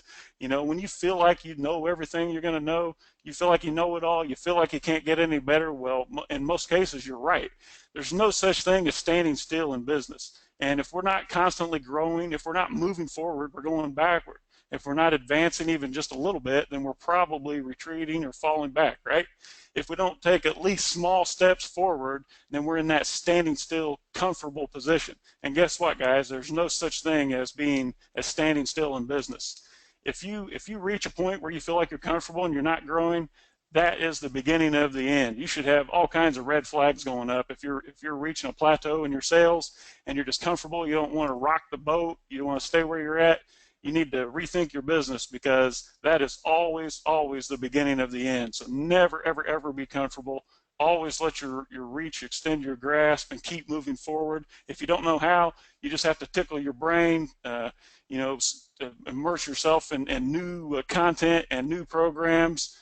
Buy the next training system. It's tax deductible, and keep moving forward. Because if you're caught sleeping, someone else is going to come along and eat your lunch, which Seth's wife likes to say, eat your breakfast. It's hilarious, but really, how many of you would like to see a top shelf seller really killing it in a category just go to sleep at the wheel? I mean, we know we can come in there and kill it. I mean, if the product price on the manufacturing end comes down based on new production technology and things like that, we can go in there and buy it at a better price, and we can outwork him and outmarket him. Because he's sleeping at the wheel, we're going to go in there and really eat his lunch. So don't get complacent, don't get lazy, don't get comfortable. That's all I have to say about that, Seth. All right, awesome. Well, the only point I was going to make was Shawn made a really good point there with the Craigslist ad. They're going to come to your page and be predisposed to buy. So that means that you need to make sure that you're actually telling them what they're getting into before you send them there. Otherwise, you're going to be sending a lot of traffic to your listing, and that goes for any ad. If you're sending a Facebook ad to your Amazon page, you need to tell them exactly why they're going there and how much it costs and everything, because you don't want them to go there and then not convert. That's a really good way to lose a lot of rank really fast. But go ahead, John. You definitely want to have an interim site, whether it's Facebook or a landing squeeze page, to pre-sell them on the product. There's absolutely nothing in it for anyone if you just send traffic and they don't buy it. It's going to hurt you a hell of a lot more than it's going to help you. I don't have anything to add there, so we're going to move on to the next question. Have you used suppliers from other countries? The answer is yes. We've actually used suppliers from Italy. I mean, we have a product that's made in China, but we also have a line in Italy. The price is comparable, and let's face it, I mean, you know, Italy just sounds sexy. Do you want a widget made in China, or do you want a widget made in Italy? When I think of Italy, I think of like Lamborghinis and Ferraris. You know, when I think of China, I think of cheap iPhone chargers that don't work. So we use Italy. We actually do use some of the U.S. manufacturers for the sales prevention department. Taiwan is great for Chinese type products, but a little more professional, better quality, better packaging, and a little bit better communication. And we also have products from Nepal. All right, next question. What are your thoughts on Amazon's future, and what other sites do you recommend? Asked Scott. For us, Amazon has always just been a start. You know, it's not the cure-all, end-all. It's not the only answer, but it's a launching platform. Our business model is to launch products on Amazon, tap into 50 million Prime users and their credit cards on file to sell product so that we can grow our business on Amazon and then sell it. If that's not your model, that's fine. It doesn't mean you're not doing it right, but Amazon's not the only thing. We actually sell on Sears. We sell on Walmart.com, Jet.com, which is new, up and coming, our own websites, as well as doing deals on like Living Social and Groupon. Our mastermind group that we're going to select a few applicants on this call, you're actually going to have access to a couple of inside people that we have for getting deals on Living Social and Groupon if you choose. Go ahead, Seth. Some of these other sites are huge. When we first started our online business, Living Social and Groupon were significantly more important to us than Amazon was. Shawn, what was our record? We did maybe 20,000 units of a product in a week's time on Living Social and Groupon, and it was. You know how it goes, Seth. Yeah. If you'll lie, buddy, I'll swear to it every time. No, actually, let me tell you something about Seth. This is funny. I'm going to toot your horn a little bit. This Seth guy over here, a.k.a. Sasquatch, this guy, I mean, he's the only person I know that was actually born and raised and stayed in the exact same home his entire life, married his high school sweetheart, and didn't move out until he bought his first home after he graduated college, after he paid off his student loans, after he got married. What did you do the first day you got your loan on your new home, Seth? I quit my job. He quit his job. I was really trying to get him to hurry up and do that, but being Mr. Responsible, I'm telling you now, this guy, honestly, you can play checkers with this prick over the phone. I'm serious. I'll cheat you. I'll be like, hey, king me. You know, this guy, you can play checkers with him on the phone, honest to God. So go ahead, Seth. Oh, thanks, Shawn. I don't know where I was now, but so let's just go to the next one. Amazon's future. Okay, are you using Facebook video or YouTube video ads, press releases? It says Dan and Alex. This is a simple and resounding no, we don't do that. Okay, Devin wants to know what's the top or the first 3 hires to make when you're moving from a solopreneur. You can see he invented this word. I love doing that myself too. To multimillionaire business. Go for it, Seth. So if you're sitting there by yourself, the first thing you need to do is just hire someone that can do all the little things that are distracting or not that important for your growth. So uh, you need to have someone that you can basically rely on to be your assistant. That's going to be your first hire. Taking care of customer service, doing everything that you can teach them to do that's repeatable, that you know that they're not going to be able to kind of torpedo your entire business. Shawn, what was the I like the business development man. He labeled me business development. I label myself, old school hustler with a hidden agenda.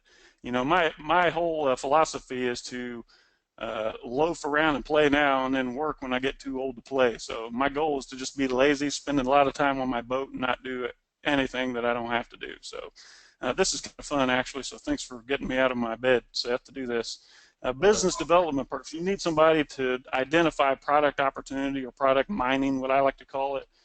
Take care of your sourcing and business development. Bring new deals to the table, new joint ventures and things like that. I play that role in our business. And then you also need an Amazon listing manager, which is what this handsome young man here, Eric, does. We call him Enrique behind his back, but he builds lists. He does the launching, the promoting, the remarketing, and maintaining our list, as well as marketing to our offline or off Amazon list. Anything you can add to that, Eric?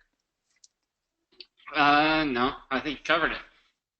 So yeah, so to kind of recap there, you're going to want to hire your assistant to take care of day-to-day busy work, emails, customer service, setting up FBA shipments, all the fulfillment things. You're going to want somebody who's constantly focused on growth. What product opportunities are out there. That's what Shawn does for us. And then from there, he takes that information and goes and gets started sourcing that product wherever that may be. And then you want somebody who's constantly looking at your listings, maintenance, growing them, promoting them, keeping your business alive, pretty much. What else we got? Well said. How do I recover from stocking out of inventory? How do I re-rank a product that's gotten bad reviews or more competition? Asked Alex and Sahan. Hey, shout out to Sahan from London. Good to see you, brother. Go for this, Seth. This is basically going to be a recap from earlier. Yeah, the only thing I would say that's a little bit different, if you just stocked out, but your product is a good product and people like it, then you're probably fine just to send inventory back there, send out another wave ramp phase like Eric went through, and you're probably fine. A really good way to kind of help that along would be when you stock out, go ahead and have the same product rebranded, and so you'll have 2 listings. You'll have your original listing, which might just limp along, but your new listing, you can go through the same exact launch phase that you started your original one with. And as an Amazon, it seems like for us, Amazon really, really likes new listings, and so it really helps. Sorry, guys, I have a tornado warning. Weather alert. Yeah. If I get blown away, then you'll know what happened. But so a new listing can rank really, really fast. So you might just start a brand new listing, and that's definitely what I would recommend if you're having troubles because you've gotten bad reviews. You might need to make a product improvement along the way. If your product continues to get bad reviews, it's kind of a losing affair. But if you can fix whatever it is that they don't like about it and relaunch as a new product, a new brand, then you're probably going to be a lot better off. All right. You have anything to add there, Enrique? No, I mean I think it's hard when you run out of stock, but you can still always get back if you do the ramp correctly. Cool. Thank you. So how do you calculate the amount of inventory needed for Q4 for certain product situation? Asked Sahan. So Shawn likes to say, buy 20 containers worth and you'll be fine. But since I'm managing for profit, I have to kind of conserve a little bit. So the general rule of thumb for us would be looking at October, you would just kind of say your average sales for the past few months. Just go ahead and double that for October, plan for that. Triple your average sales for November, and probably quadrupling your average sales for December. And you might even look at January being kind of higher month as well. So we like to plan ahead. You need to be ordering now if you're not. China takes a while. Italy takes even longer. So plan now, and you can use those as kind of a rule of thumb. We also use some software to help us make some inventory management decisions. But if you just want to do it very back of the envelope style, you can just 2 times for October, November, and 4 times for December. Got it. Sounds good to me. Here we go. Let's recap what we're doing here. I think we come to the end of Q&A, so right now is the time. Speak now or forever hold your peace is what my grandma used to say. If you have a question, type it in the box. I'm going to tell you this is what we're doing here. What are you going to get with us? Twice a month, you get access to both of us. You get a shortcut to the system, learn from our mistakes, tap into our experience, up-to-date, relevant, and timely information, not outdated BS. You're going to use the data from our split testing to gain an advantage. You get a first-hand look under the hood no one's ever seen before. You don't know how many times people have said, hey, can I just meet you at your office? Can you just bring me there and give me a tour? And it's always been not only no, but hell no. 100% discretion regarding your business. You get to put us in the driver's seat, you get to run a few red lights and make you a little nervous. We're really dying to do that. We'd like to use some of our techniques on your business and watch it really supercharge your sales. Specific details about how we gain our unfair advantage, I call it, over competition using our proprietary systems, not Black Hat. I just want to remind you, you get access to our network for potential joint ventures. We can match you up with other sellers who have shown an interest in finding partners. Specific solutions for your business and current set of challenges. You're also going to have access to our media brokers, customs brokers, copyright experience, email list sharing, product sourcing assistance from myself and my team, product launch done for you. This is a no-brainer. Exclusive private invitations to trade events that I attend, like the one I went to yesterday. I was talking to a gentleman from Miami, didn't even know about it. So one-on-one consulting for prepping your business for sale, access to our business broker network when the time comes, access to all past, present, future training sessions, as well as, I haven't told you this, Seth, but I'm going to give them access to SOPs that we've written for those involved in our team, which it's a standard operating procedure for running that particular, sitting in the seat that Mr. Eric's sitting in. Everything that he does, how he does it, the tools that he uses. Sorry, Seth, I like to give away the house. You know how I am.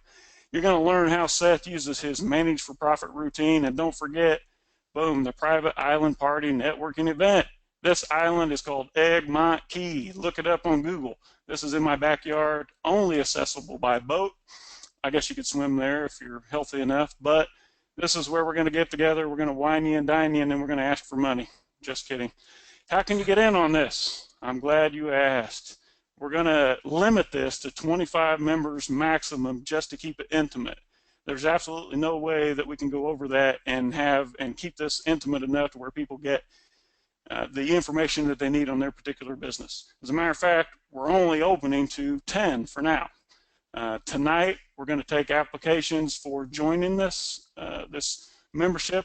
We called it what, Seth? The Quick, Fast, and in a Hurry Insiders Round Table. I like it. It's got a nice ring to it. First 10 customers, that slide slipped in there, are going to get special pricing and a bonus. Stay tuned for that. It's exciting. When applying for membership, you're going to have the option to get, are you ready for this? 2-on-1 private coaching from Seth and I, looking inside at your business, working on your problems, giving solutions specifically for the issues that you are dealing with today. How much? Well, we're going to do it for $997 a month. You can cancel at any time, which it's well worth it. Seeing as how I've been paid $500 an hour for consulting. Seth has consulting clients now. They're a couple grand a month, but he wants to open this up for everybody so that we can all learn from each other's mistakes. The first 10 during this pilot program, if you sign up tonight, you get $300 off for as long as you stay, so it's only $697. Cancel at any time you like, but it's $697 a month. And the exclusive bonus private beach party, this is only going to work for the first 10 early adopters simply because I've had 15, 20 people on my boat before, and it's not very comfortable. Okay, you get an optional 2-on-1 private coaching with Seth and Shawn. It sounds better when I put your name first. Remember, this is not for everyone.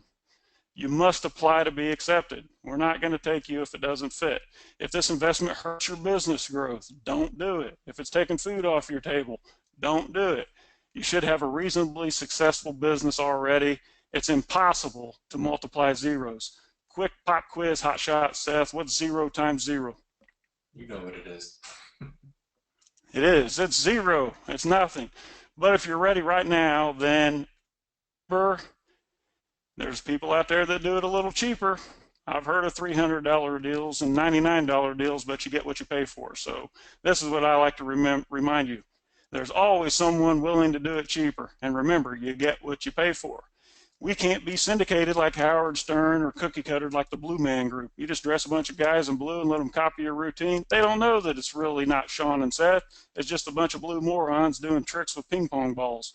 We can't be syndicated. It's only us, guys. We can only be spread so thin. You're getting the real deal. I'm not going to hire somebody else to answer your questions. You get a look at me, eyeball to eyeball, face to face. How much? $997 per month. This is the real price. After we get our first 10 of you to sign up tonight, get $300 off forever. So $697. You get the exclusive bonus private beach party networking event only for the first 10, and an option to get in on two-on-one private coaching with myself and Seth. So how do we get here? Sign up now, quickfasthurry.com. That's the application.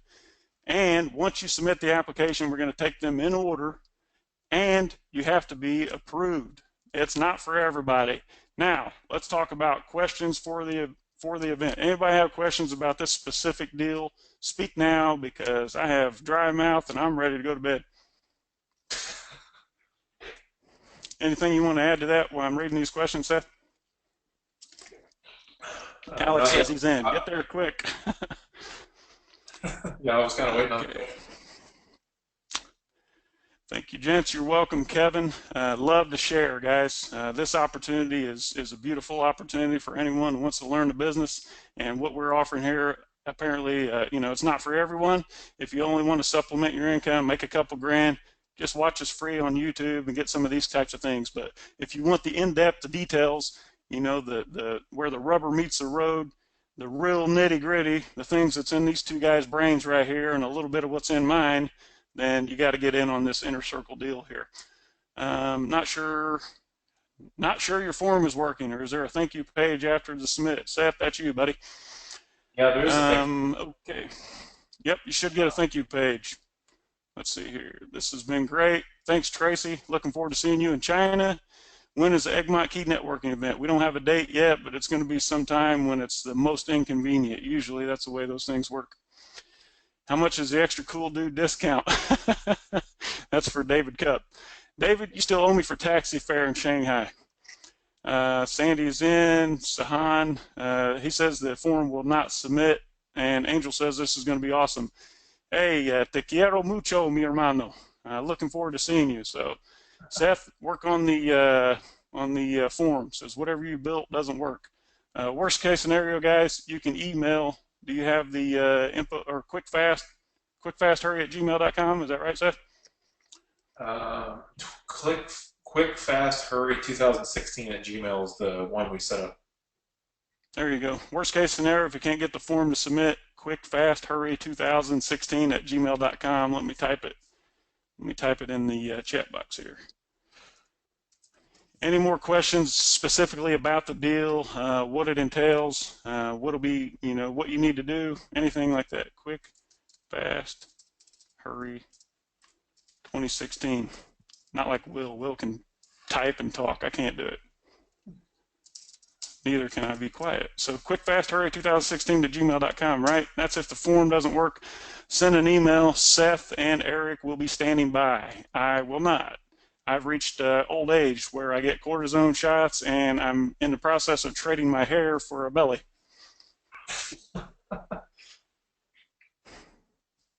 What, you young guys? Say something intelligent, Eric. It was good talking to you guys tonight. I hope you join.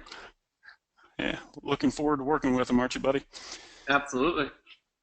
we had to twist Eric's arm on here. Seth gave him a raise a couple weeks ago on his salary, so now he owes us big time favor, so he's going to do anything. This idiot was going to go drive an Uber to supplement his income. I love Uber, but I'm not having one of my superstars driving an Uber. Just give him more money, Seth. I told you the guy was tight. He thinks you got to make a profit on everything. All right, here's a couple of questions. It won't submit, says Michelle. Teresa says it can't submit. Great. Hey, Wendy's going to bring you Olive Garden and pizzas. I'm so funny. Thank you, Malcolm. You're funny too. Tried submitting form, doesn't work. Tried 3 browsers. Thank you, Dulce. How's Chicago? All right, Seth, work on that. Guys, you can still hear me. I'm going to jump out of here because there's not any questions specific to the deal. I have a beautiful wife upstairs and 3 wonderful children and 1 little you-know-what. So I'm going to go up there and entertain them. I've had enough of this. These guys here are all caffeinated, and they'll handle it for you. So I'm going to pass this off to you, Seth, and you can field the questions. All right, buddy? Okay. Yes. I'm trying to get this form to fix, guys. If you want, it'd be easiest probably just to go ahead and send your email to quickfasthurry2016@gmail.com. And if you want to get the private coaching with Shawn and I, go ahead and just mention that, and then we can vet this. And also in the email, please type in like why you think you're going to be a good fit for Quick Fast in a Hurry. That was basically what was on the form, and I'm not sure why it's not working now. I had it working pretty good earlier. It's kind of strange. The software kind of sucks, I guess. So hopefully, Eric, did you hear all that? Yeah, I hear it. I was going to type it as well and send it to him all. Okay. So Dulce, Michelle, Alex, anybody else who, Teresa, please send an email to quickfasthurry2016@gmail, and we will get that taken care of. Sorry about the link, and I'll try to have it fixed. I don't think it really matters now.